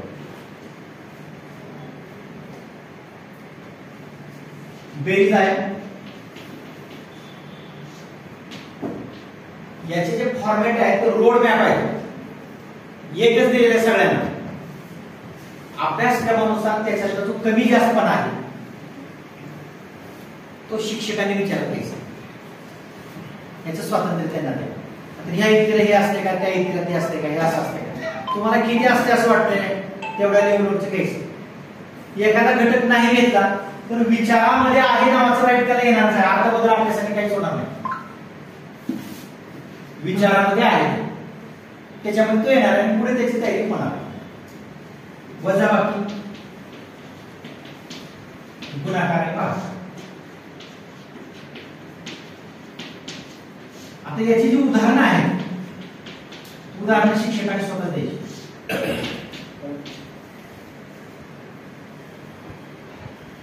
आता काही जणांना असं म्हणायचं बाबा जिल्ह्यामध्ये वेगळेपणा येईल, तालुक्यामध्ये वेगळेपणा येईल. कुणाची कुणाबरोबर काही स्पर्धा नाही, मेरिट लिस्ट नाही, कुणाला काय लाभार्थीला वाटत नाही, कुठं ह्याच्यावर आधारित कुठं नंबर लागणार नाही पुढच्या कोर्सला, काहीच होणार नाही. कालची एक बातमी आहे, पुण्याच्या एका इंग्रजी शाळेच्या पुढे पालक सगळे जमा झाले. कशामुळे जमा झाले तर त्या शाळेतल्या इंग्रजीच्या मुलांना मार्क कमी मिळाले. सीबीएसईचे मार्क कमी मिळाले त्या शाळेत. त्याच्यामुळे आमच्या मुलांना आता इतर शाळेमध्ये इथं कुठं नंबर लागणार आहे कोणाचा स्पर्धा, तिथं आमची मुलं मागे पडते. पालकांना भीती वाटते. कालची पुण्यातली बातमी. तसं याच्यामध्ये काहीही नाही. त्याची स्पर्धा नाही, कुछ नाही. त्या मुलाचा त्या घटकाचा विकास झाला पाहिजे ही स्पर्धा आहे. त्याची त्याच्याबरोबर स्पर्धा, दुसरीकडे स्पर्धा नाही. त्याच्यामुळे काही जण असा प्रश्न विचारतात, बदल येईल केंद्रात सगळ्या, कोण कोणचं वेगळी सांगेल. बघा, 1 अधिक 1 अंकी आहे, 5 च्या आत बेरीज आहे. 2 अधिक 1 अंकी बेरीज आहे, 5 च्या आत आहे. एका शिक्षकाने हे सांगितले, एका शिक्षकाने 1 अंकी संख्येची त्याला बेरीज करता येते का? जास्तीत जास्त मोठं गणित याच्यात कोणतं होऊ शकतंय?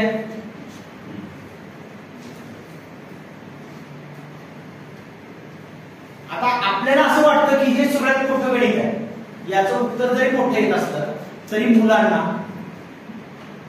समान अंक घेतल्यानंतर जी उत्तर प्राप्त होतात ती काही तांत्रिक बाबतीमध्ये 2 2 4 3 3 6 4 4 8 100 100 200 ते माहित असतं.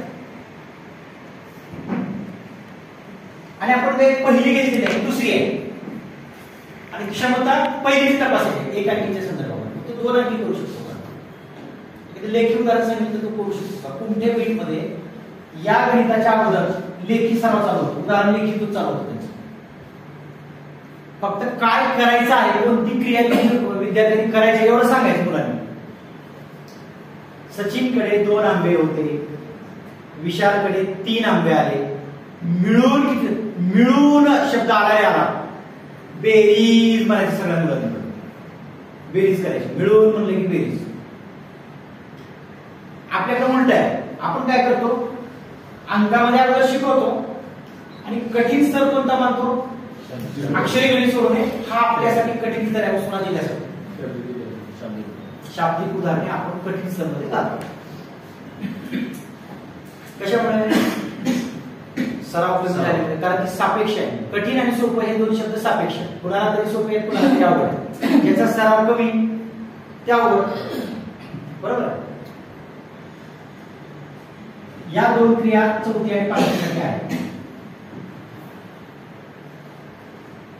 याची नेमकी आकडेवारी आपल्यानंतर कुठल्या केंद्रामध्ये किती संख्या आहे आणि कुठं कुठं वर्कशॉप लावायचे आणि काय काय करायचे याच्यावरती गणिताची टीम आमची अभ्यास करत आहे. तो अभ्यास झाल्यानंतर आम्ही केंद्र प्रमुखांसाठी एक लिंक देणार आहोत. जे केंद्र प्रमुख प्रथम नोंद करतील की आमच्या केंद्रासाठी मार्गदर्शन आवश्यक आहे त्या केंद्राला प्रथम क्रमांकाने मिळेल. आम्ही ती यादी पब्लिश करू सगळ्यासाठी. आमच्याकडे मनुष्यबळ अत्यंत कमी आहे. अजून काही शिक्षकांच्या मधून वगैरे मदत म्हणून आम्ही साहेबांना विनंती करून प्रशासनाच्या मदतीने काही शिक्षक चांगले घेऊन जिल्हाभरामध्ये लवकरात लवकर उपचाराची फेरी कशी पूर्ण होईल महिन्याच्या आत ते बघून आम्ही पुढे जाणार. असा एक दृष्टिकोन आपण याच्यामध्ये ठेवलेला आहे. गणितामध्ये एवढेच आपण घटक घेतलेले आहे. या घटकाचं डिवायडेशन आपण फक्त 1 अंकी 2 अंकी 3 अंकी असं घेतलेलं आहे. ह्याच्यात जरी असं लिहिलेलं असलं तरी त्या इयत्तेला किती आहे तेवढंच घ्यायचं आपण. एखाद्या शिक्षकाला असं वाटतं की मला हे नको, कठीण आहे त्या इयत्तेला, पण मला आताच नको. तुला स्वातंत्र्य आता नको ना, एवढा या महिन्यात नको ना, पुढच्या महिन्यामध्ये घे. कारण हे तू आता कठीण आहे म्हणल्यामुळे हे फुलीमध्ये येणार नाही, म्हणजे विचारात घ्यायचं नाही, त्याच्यामध्ये येणार नाही. हे कशामध्ये येणार आहे? विचारात घ्यायच्या आहे मध्येच येणार.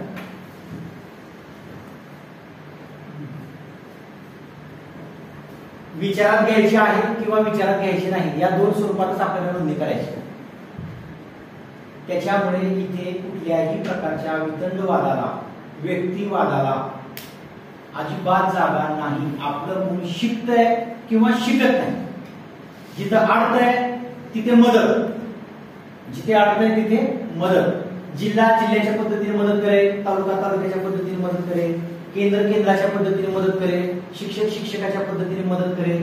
या सगळ्यांच्या मदतीचा परिणाम मुलांची संपादन पातळी सुधारण्यामध्ये झाला. हा त्याचा अंतिम उद्देश आहे.